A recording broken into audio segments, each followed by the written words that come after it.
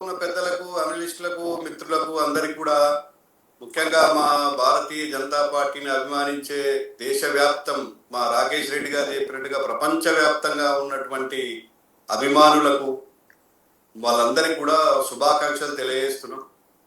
ముఖ్యంగా దేశాన్ని ప్రేమించే వాళ్ళందరూ కూడా ఈరోజు గర్వించే రోజు.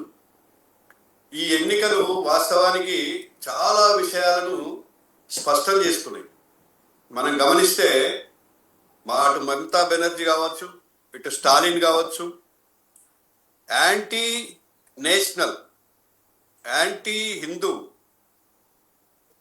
కేవలం భారతీయ జనతా పార్టీని ద్వేషించడమే పనిగా పెట్టుకొని భారతీయ జనతా పార్టీ ఉనికిని ఆయా రాష్ట్రాలలో లేకుండా చేయాలని ఒక నియంతృత్వంగా, అసలు ప్రజాస్వామ్యంలో చోటు లేని హింస పశ్చిమ బెంగాల్లో ముఖ్యంగా చూసుకుంటే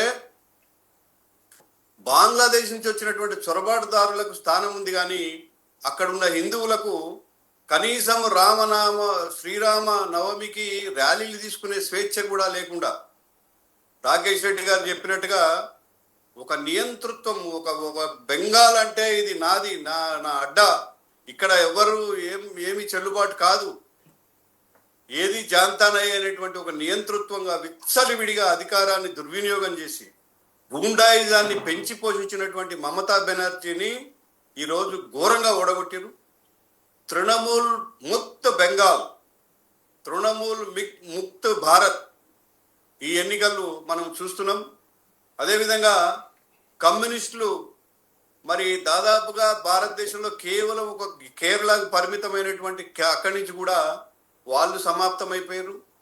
వాళ్ళు కూడా ఎప్పుడైతే యాంటీ నేషనల్గా మారినరో ఈ దేశంలో వాళ్ళకి స్థానం లేదనేటువంటి విషయాన్ని ఈరోజు ఎన్నికలతోనే అది సమాప్తం అయిపోయింది. ఇంకోవైపు తమిళనాడులో స్టాలిన్ కొడుకు ఉదయనిధి, ఆ చిన్న బచ్చగాడు, నేను పర్సనల్గా కూడా కలవడం జరిగింది. నేను తమిళనాడు వెళ్ళినప్పుడు స్టాలిన్ కలిశాను, అదేవిధంగా ఉదయనిధి కూడా కలవడం జరిగింది వేరే రైతు సమస్యల మీద. ఆ రోజు తెలంగాణ మోడల్ని మీరు కూడా అడాప్ట్ చేయాలి, అక్కడ కూడా రైతు బంధు ఇవ్వాలని చెప్పేసి కలిసినప్పుడు వాళ్ళని గమనించడం జరిగింది. ఏదైతే సనాతనానికి వ్యతిరేకంగా, హిందూ ధర్మానికి వ్యతిరేకంగా, అరే తమిళనాడులో ఉన్నటువంటి గుడులు, గోపురాలు, లేకుంటే అక్కడ ఉన్నటువంటి సనాతన ధర్మం ఈరోజు కూడా సజీవంగా కనిపిస్తున్నప్పటికి కూడా వాళ్ళు ఒక హిందూ ద్వేషిస్తూ మరి ఈరోజు ఏమైపోయారో మనం చూస్తున్నాం.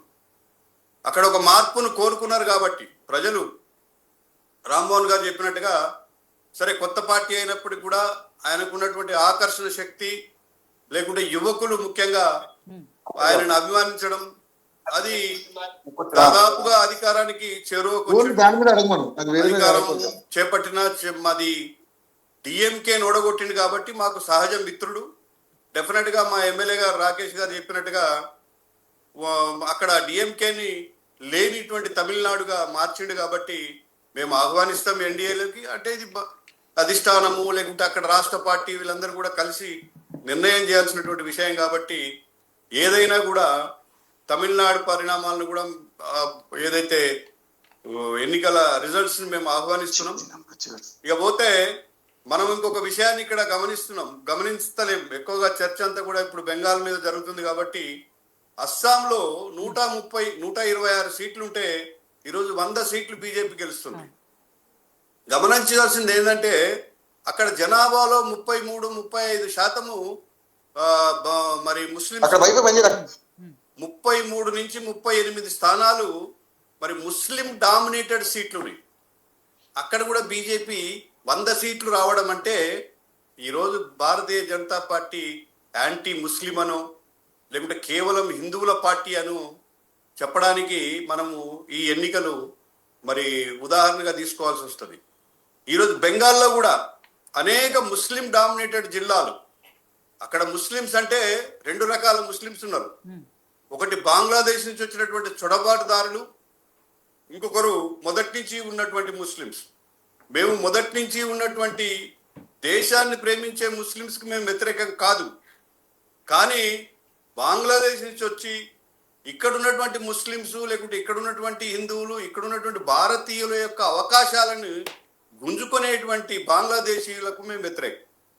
దానికి సంబంధించి ఎన్ఆర్సీ కావచ్చు, మరి ఏదైతే ఈ ఎన్నికల సంస్కరణలు కావచ్చు, ఓటర్ లిస్టులో మార్పులు కావచ్చు, వీటన్నిటి కూడా తీసుకొస్తే ఈరోజు మమతా బెనర్జీ నిస్సిగ్గుగా వ్యతిరేకించింది కాబట్టి ఆమెకు ఒక చెంపపెట్టు లాంటి తీర్పు ఈరోజు బెంగాల్ ప్రజలు ఇచ్చారు. ఇవాళ 190 నుంచి 200 సీట్లు వచ్చినా కూడా బెంగాల్లో ఆశ్చర్యపోవాల్సిన అవసరం లేదు. నేను ఇప్పటికే చూస్తున్నా, మరి దాదాపు 270 సీట్లకు గాను 175 స్థానాలు మరి బీజేపీకి ఇప్పటికే లీడ్ ఉంది. అదేవిధంగా మనం ఇంకొక విషయాన్ని కూడా ఈ ఎన్నికలు మనము ఒక నరసింహనాయుడు గారు ఒక్క నిమిషం అండి. విజయ్ మా మిత్రుడే అని చెప్పి మీరు రాకేష్ రెడ్డి గారు చాలా కాన్ఫిడెంట్ గా చెప్తున్నారు. రేపు ఒకవేళ హంగ్ వస్తే ఎన్డీఏలోకి ఆయన ఆహ్వానిస్తాము, తీసుకుంటాము అని చెప్పి చెప్తున్నారు. కానీ మీతో కలవటానికి విజయ్ సుముఖంగా లేనట్టుగా కనిపిస్తోంది. ఆయన అంటే ఎన్డీఏలోకి వెళ్ళే ఆలోచన లేదు. మిగతా పార్టీలు ఏవైతే పిఎంకే, కాంగ్రెస్ ఇవన్నీ ఉన్నాయో వేరే పార్టీల నుంచి వాళ్లతో జత కట్టి సింగిల్ గానే ఆయన సొంతంగానే ప్రభుత్వాన్ని ఏర్పాటు చేసుకునే ఆలోచనలో ఉన్నట్టుగా మనకి కొన్ని వార్తలు వస్తున్నాయి. ఇప్పుడు అక్కడ మా లక్ష్యము డిఎంకేను అధికారాన్ని తొలగించడము, అది జరిగిపోయింది. విజయ్ మాతో వస్తాడా రాడా, లేకపోతే ఆయన స్వతంత్రంగానే ఫామ్ చేయగలిగితే చేయమనండి. మేము ఎందుకు అభ్యంతరం పెడతాం? ప్రజల తీర్పును గౌరవిస్తాం. మేము మేము మేము మేము మా స్థాయిలో మేము ఊహిస్తున్నాము, లేకుంటే ఆహ్వానిస్తున్నాము. రాలేదనుకోండి, దానివల్ల జరిగేది ఏముంటది? స్టాలిన్ అయితే ముఖ్యమంత్రి కాదు కదా. స్టాలిన్ ఎందుకు ఓడిపోయిండో, లేకుంటే ఏ విధంగా కేంద్రంతో ఘర్షణ పడి మరి ఈరోజు ఆ స్థితికి వచ్చిండో ఆయన కూడా తెలుసుకుంటాడు కదా విజయ్. ఆయన ఒకవేళ స్థిరమైన పరిపాలన ఇవ్వాలనుకుంటే, సుస్థిరమైనటువంటి 5 సంవత్సరాలు పరిపాలించాలంటే ఈ ఆయారం గయారం కాకుండా ఏఐఏడిఎంకే ఈరోజు ఓడిపోయినా కూడా ఒక గౌరవప్రదమైనటువంటి స్థానాలు ఉన్నాయి.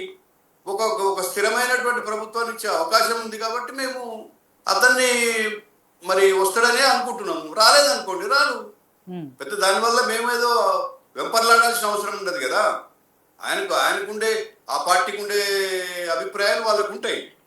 కాబట్టి నేనేమంటున్నా అంటే అక్కడ డిఎంకేను పంపడం, ఇంటికి పంపడమే మరి మనము అందరం కూడా హర్షించాల్సినటువంటి విషయం. సో డిఎంకేను అధికారం నుంచి దింపాలన్న టార్గెట్ అయితే రీచ్ అయ్యారు. మిగిలిన విషయాలు తర్వాత. మరియు ఇంకొక విషయాన్ని కూడా ఇక్కడ గమనించాలి. ఇప్పుడు బెంగాల్లో మమతా బెనర్జీ పోయినా, తమిళనాడులో స్టాలిన్ డిఎంకే పోయినా, లేకపోతే కేరళలో ఎల్డిఎఫ్ పోయినా కూడా అక్కడేదో ప్రభుత్వాలకు యాంటీ ఎస్టాబ్లిష్మెంట్ లేకుంటే యాంటీ ఇన్కంబెన్సీ అని అంటున్నాం కదా. మరి అస్సాంలో 3వసారి బీజేపీ ఎట్లా వస్తుందండి? అదేవిధంగా పాండిచ్చేరిలో కూడా ఇంచుమించు రాబోతుంది. ఎట్లా వస్తుంది? లేకపోతే గుజరాత్ లో 7వసారి 8వసారి ఎట్లా వస్తుంది? కేంద్రంలో కూడా 3వసారి వచ్చారు. కేంద్రంలో 3వసారి వచ్చింది. మరి అనేక రాష్ట్రాలలో కూడా భారతీయ జనతా పార్టీ పదే ఎట్లా గెలుస్తుంది? మొన్నటి మహారాష్ట్ర కానీ, అంతకుముందు హర్యానా కానీ. అంటే ఇక్కడ సుపరిపాలన చేస్తే యాంటీ ఇన్కంబెన్స్ అనేది ఏమి ఉండదు. అవినీతికి తావు లేని, హింసకు తావు లేని ఒక సుపరిపాలన ఇస్తున్నాం కాబట్టి భారతీయ జనతా పార్టీని ఆదరిస్తున్నారు. మనం పాజిటివ్ పాయింట్స్ కూడా డిస్కస్ చేయాలి. కేవలం ఏదో అక్కడ ప్రభుత్వం 2 సార్లు 3 సార్లు ఉంది కాబట్టి వాళ్ళకి యాంటీ ఇన్కంబెన్స్ అని కాదు. ఇక్కడ ఈ ఎన్నికలు స్పష్టంగా ఒక పాజిటివ్ దృక్పథాన్ని కూడా నేర్పిస్తున్నాయి. అనేక విషయాలలో ఈరోజు భారతీయ జనతా పార్టీ నిజంగా కూడా ఒక దేశానికి ఒక మంచి, మా అటల్ బిహారీ వాజ్పేయి, ఎల్కే అద్వానీ వాళ్ళు చూపిన బాటలో పయనిస్తుంది. కాబట్టి ఈరోజు గౌరవ ప్రధానమంత్రి మోడీ గారు, అమిత్ షా గారు, లేకుంటే మిగతా వాళ్ళందరూ కూడా ఈరోజు ఒక ఆదర్శంగా నిలుస్తున్నారు. కాబట్టి ప్రజలు అభిమానిస్తున్నారు. ఇలా మమతా బెనర్జీని ఓడించడం అంటే ఒక హిట్లర్ను ఆ రోజు ప్రపంచ యుద్ధంలో ఏ విధంగానైతే ఓడించినరో మీకు దాంతో సమానం. ఆమె మరో హిట్లర్గా తయారైంది. ఆమె చెయ్యనటువంటి తప్పులు లేవు. 100 తప్పులు పూర్తయినాయి. కాబట్టి ఈరోజు అందరు కూడా చీత్కరించారు. అరే నిష్పక్షపాతంగా, లేకుంటే మరి పార్టీలకు అతీతంగా జరిగే రాజ్యాంగ వ్యవస్థలన్నింటినీ కూడా మరి అడ్డుకునే ప్రయత్నం చేసింది. ఒక నేరాలకు సంబంధించినటువంటి ఈడీ దర్యాప్తును అడ్డుకుంటావు, ఎన్నికల కమిషన్ మీద ఆరోపణలు చేస్తావు, ఆఖరికి స్ట్రాంగ్ రూమ్ల దగ్గర పోయి కావాలంటావు. అరే స్ట్రాంగ్ రూముల దగ్గర ఆల్రెడీ లైవ్ కవరేజ్ పెట్టి, సీసీ కెమెరాలు పెట్టి, 3 అంచెల భద్రత పెట్టి, కేంద్ర బలగాలను లేకుంటే రాష్ట్ర పోలీసుల ఆధీనంలో ఉన్నటువంటి సీలేసినటువంటి మరి స్ట్రాంగ్ రూముల దగ్గర పోయి కావాలన్నదంటే ఆమె ఏ స్థాయికి దిగజారింది? అవకాశం ఉంటే వాటిని మనం తారుమారు చేద్దామనా? అంటే ఏ స్థాయికి వెళ్ళింది? ఆ విధమైనటువంటి డ్రామాలకు కాలం చెల్లింది అనేటువంటి విషయం ఈరోజు బయటపడ్డది. రామ్మోహన్ గారు చెప్పినట్టుగా ఒక టీవీ ఛానల్ చేసినటువంటి సర్వేని కూడా బయట పెట్టలేదు. మరి ఆ సర్వే వాళ్ళని బెదిరించారా, లేకపోతే వాళ్ళు చెప్పినటువంటి సర్వే దాంట్లో వచ్చినటువంటి మరి కళ్ళు బయర్లు గమ్మేటువంటి విషయాలు చెప్పారు.